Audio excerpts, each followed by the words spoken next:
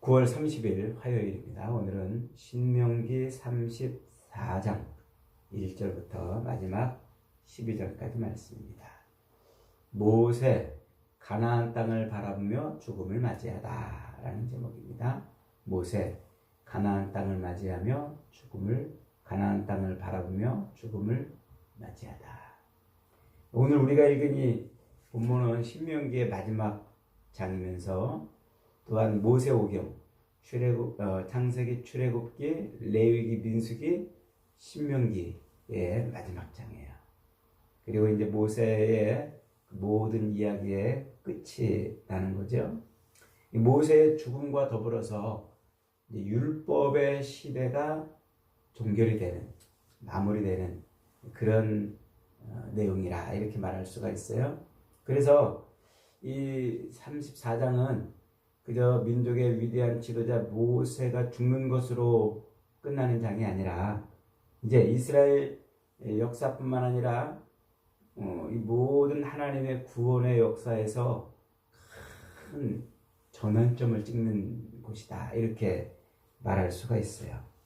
한 인생의 마침의 이야기가 아니라 하나님의 구속사의 새로운 시작을 알리는 그런 장이라 이렇게 말할 수가 있습니다.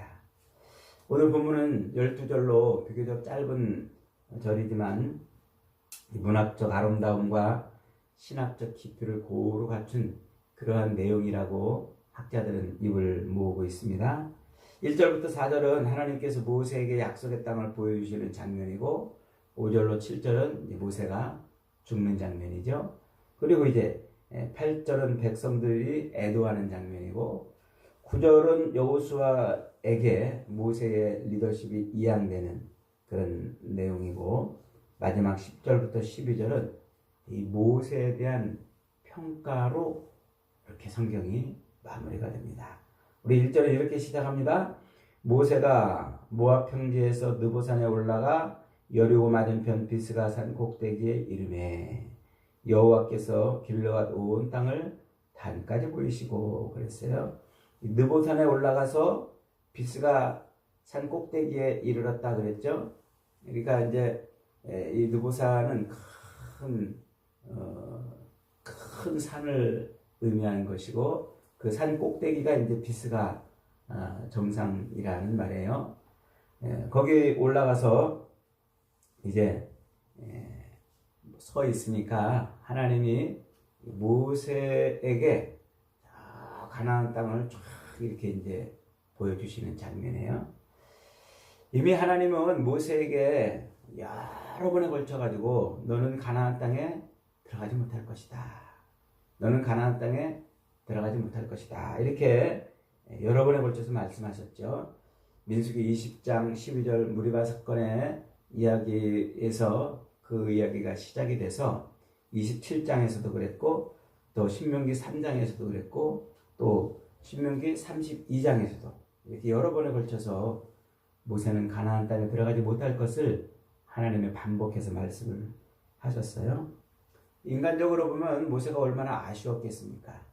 저 고지가 바로 저긴데, 고지가 바로 눈앞인데 가지 못하는, 하나님이 그렇게 약속하신 그 땅을 가지 못하니 얼마나 안타까웠겠습니까? 그래서 그랬을까요? 모세가 이제 느보산의 비스가산 꼭대기에 올라갔습니다. 그랬더니 어떻게 했다고요? 하나님이 가나안 땅을 보이셨다 그랬습니다. 가나안 땅을 보이셨다.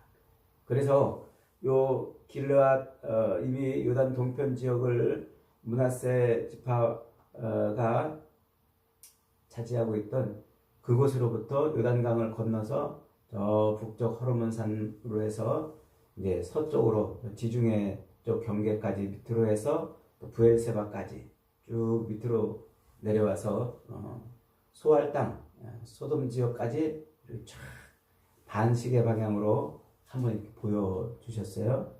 근데 여기서 보여주셨다 이 말이 아주 독특한 말이에요.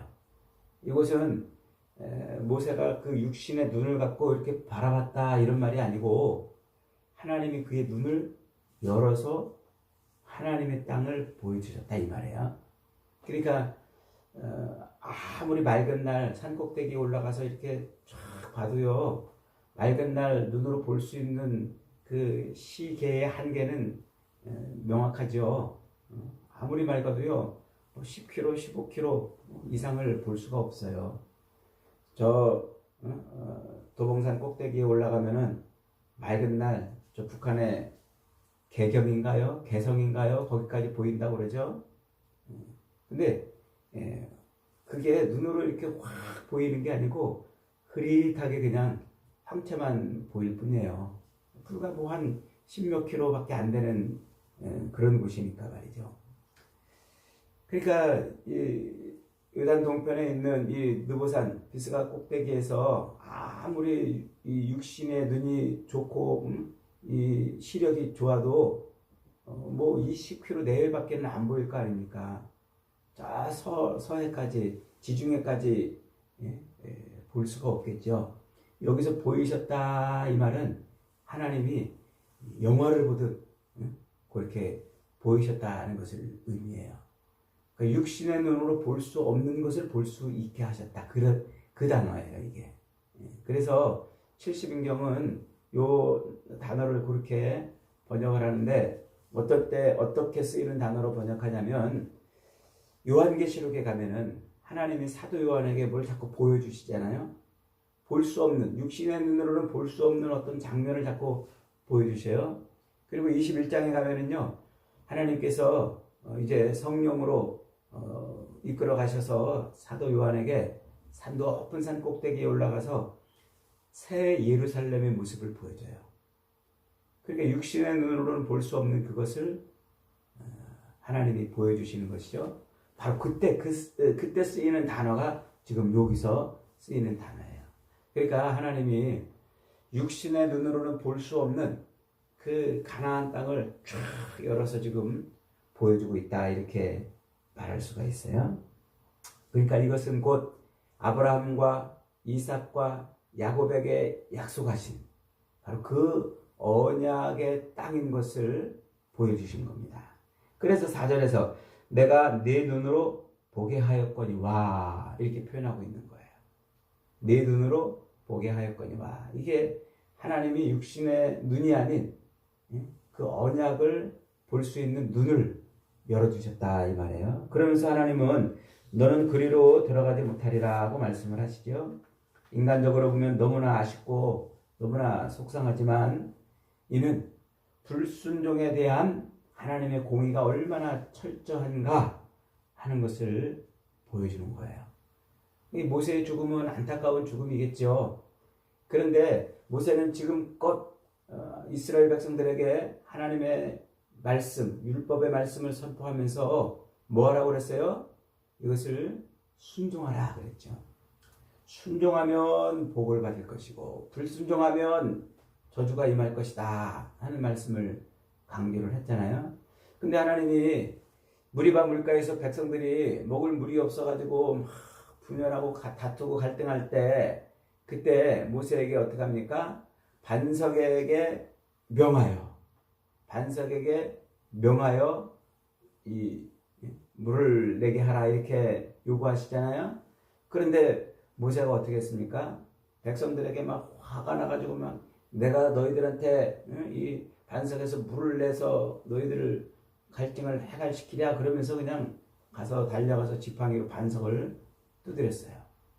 그러니까 명령하여 말하여 라고 했는데 반석을 두드렸단 말이죠. 그러니까 그때 하나님이 모세에게 뭐라고 말합니까? 네가 나의 거룩함을 드러내지 못했다 이렇게 말을 해요.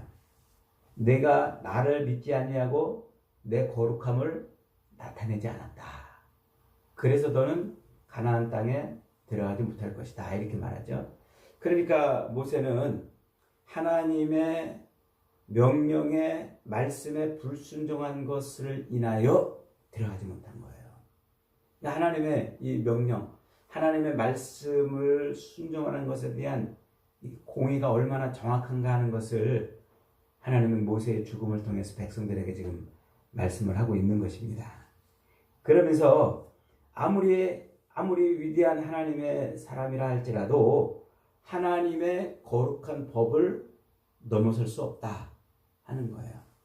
그러니까 지금껏 모세가 선포하고 백성들에게 가르치신 그 율법을 아무도 넘어설 수가 없는 거예요.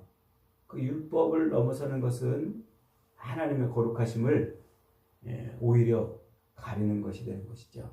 그래서 결국은 모세는 그렇게 그 땅에서 죽음을 맞이하게 되는 것입니다.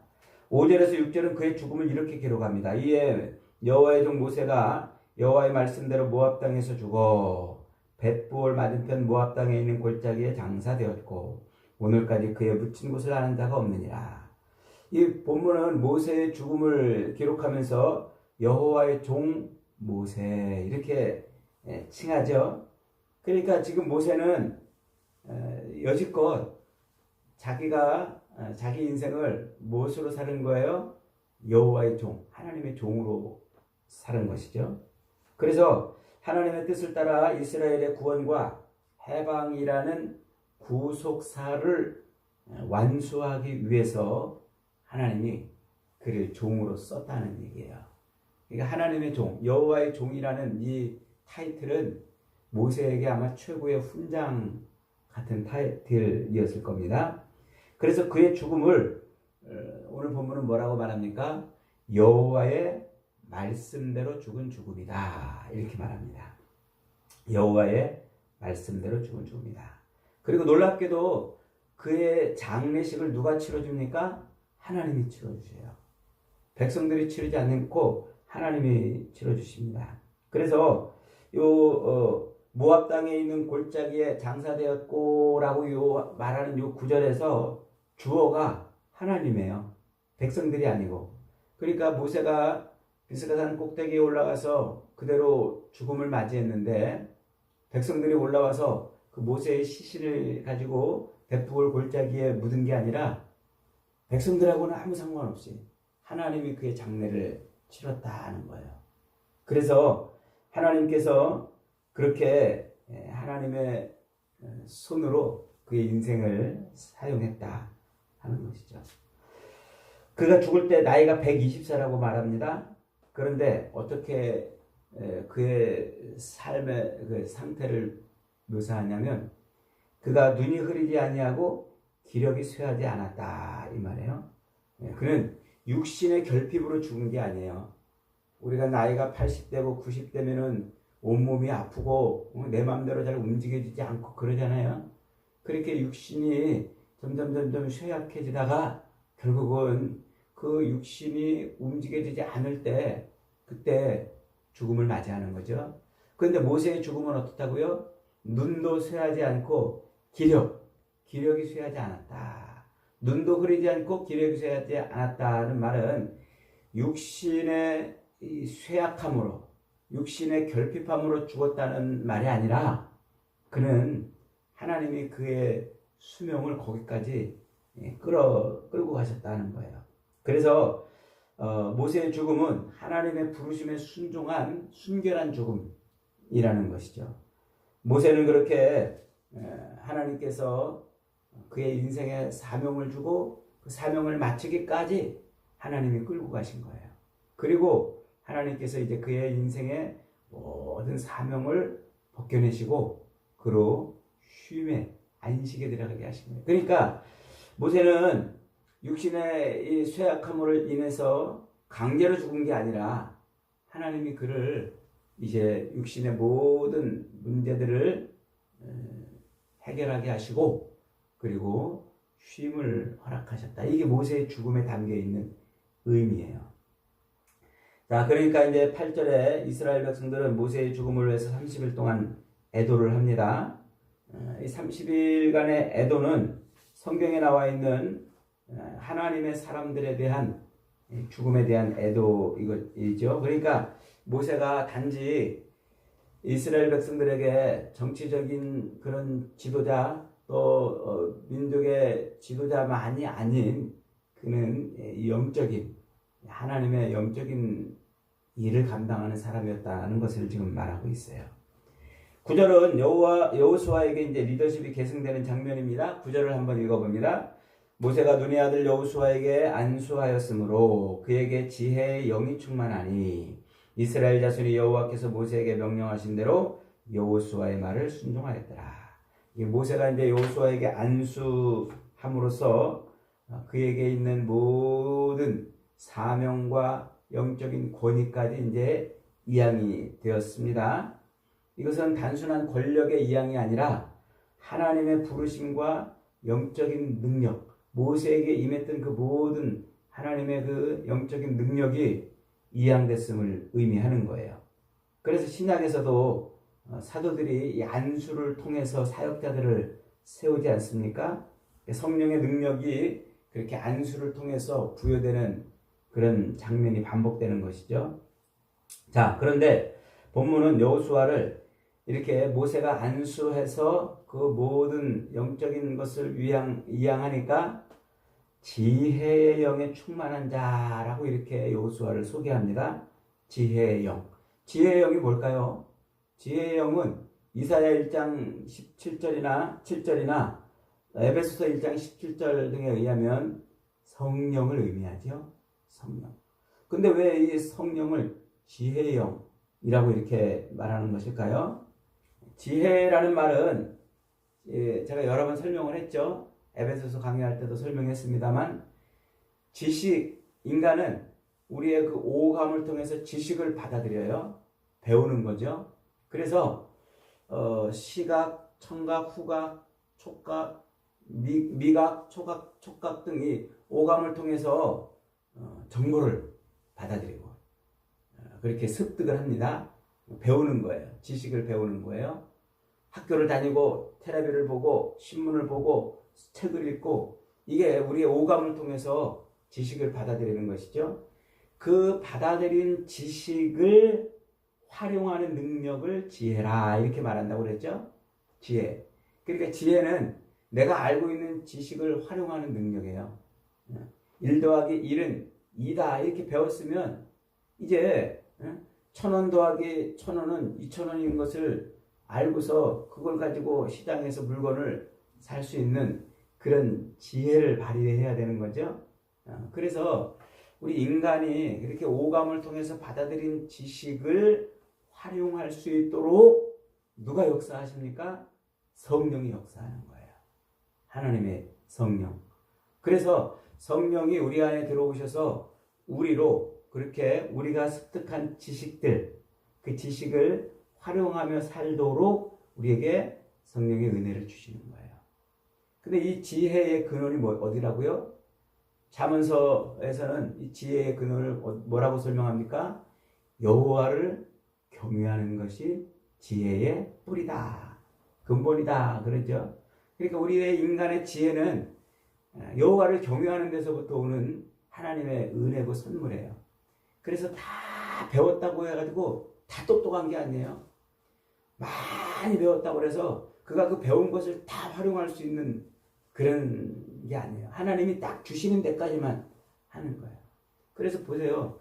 대통령도 그렇게 높은 위치에 있는 대통령도 어떨 때는 정말 어리석은 짓을 할 때가 있고 또 진짜 많이 배운 학자들이나 이 교수들도 모르는 것이 태반인 게 있잖아요. 자기가 알고 있는 그 지식을 다 활용하지 못한단 말이에요. 이게 뭐냐면 하나님이 딱 그만큼씩만 지혜를 주시는 거예요. 그래서 배운 사람도 이단에 빠지는 사람도 많고 배운 사람도 무당 섬기는 사람도 많고 배운 사람도 헛짓거리 하는 사람들이 많은 이유가 거기에 있어요. 자기가 배운 것을 다 알지 못하는 거예요. 그리고 정말 초등학교밖에 안 나온 조금밖에 못 배운 사람 같은데도 아주 지혜가 뛰어난 사람이 있잖아요. 정주영 같은 사람은 초등학교도 나오지 못했는데 자기 밑에 있는 석박사들, 그 수천 명의 석박사들조차도 정주영 씨의 지혜를 못 따라갔다 그러잖아요. 이 하나님이 다 그 분량만큼만 주시는 거예요. 쓰시고자 하는 분량만큼만. 지금 여호수아에게 하나님이 그렇게 지혜의 영, 성령을 주셨다는 것은 여호수아는 40년 동안 모세를 따라다니면서 모세의 시종의 역할을 감당했죠. 그러니까 모세에게 임한 하나님의 계시와 모세에게만 하나님의 능력과 모세가 일으키시는 하나님의 그 놀라운 영광을 그는 보고 듣고 배웠어요. 그 보고 듣고 배운 걸 이제 어떻게 해야 됩니까? 최대치로 활용해야 돼요. 그래서 하나님은 그 모세가 이 여호수아가 모세의 뒤를 따라다니면서 그의 시종으로 그렇게 40년 동안 보고 듣고 체득한 그 모든 것을 가장 최고로 활용할 수 있도록 지혜의 영이 그에게 임한 거예요. 그래서 여호수아가 그렇게 지혜의 영이 충만한 그런 사람이 되어서 이제 백성들을 가나안 땅으로 들고 가는 것이죠. 자, 마지막 10절로 12절에서는 그 후에는 이스라엘의 모세와 같은 선지자가 일어나지 못하였다 이렇게 말하죠. 이 모세와 같은 선지자 이 말은 이제 이스라엘에 모세 같은 사람은 이제 없다 이런 게 아니고 모세와 같은 선지자가 예표되고 있는 예언되고 있는 그런 표현이에요. 그래서 신명기 18장 10절에서 이미 하나님은 모세를 통해서 뭐라고 말씀하시냐면 15절에서 내 하나님 여호와께서 너희 가운데 내 형제 중에서 너를 위하여 나와 같은 선지자 하나를 일으키시리니 이렇게 예언하게 하셨죠. 그래서 모세가 이제 죽으면서 모세를 대신하는 선지자를 하나 예표를 해놓은 거예요. 그렇게 예표된 선지자가 누구라고요? 예수 그리스도라고 신약의 사도들이 증언을 하고 있어요.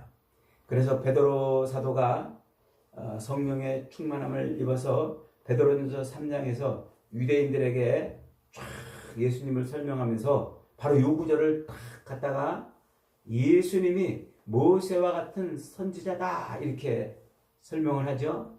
그리고 스데반도 사도행전 7장에서 유대인들 앞에서 돌 맞아 죽기 직전에 바로 요 구절을 모세와 같은 선지자가 다시 일어나지 않았다는 요 구절을 가져다가 예수님을 바로 그 모세와 같은 선지자라고 얘기를 하고 있어요. 그러니까 오늘 본문에서 이 모세와 같은 선지자가 없다라는 이 말은 이제 모세의 시대가 종결이 되고 새로운 새 선지자가 일어날 것을 예언하고 예표하고 있는 말씀이에요. 그 예언과 예표대로 오신 분이 예수 그리스도시란 말이에요. 이렇게 모세는 마지막 때까지 자기 인생의 마지막 끝자락에서까지 누구를 예표하다 죽은 사람이에요? 예수님을 예표하다 죽은 사람이에요. 그래서 우리가 이미 신명기를 쫙 살펴봤습니다만 신명기 그 율법의 대부분은 다 누구를 가리키고 지시하는 것이었어요? 예수님을 가리키고 지시하는 것이었죠. 그래서 예수님이 율법을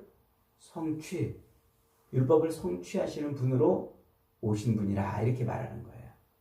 그래서 율법이 가리키던 그 모든 것을 이루시는 분이 바로 예수님이란 말이에요. 그래서 율법은 예수 그리스도께로 우리를 인도하는 안내자다 이렇게 말하는 거죠.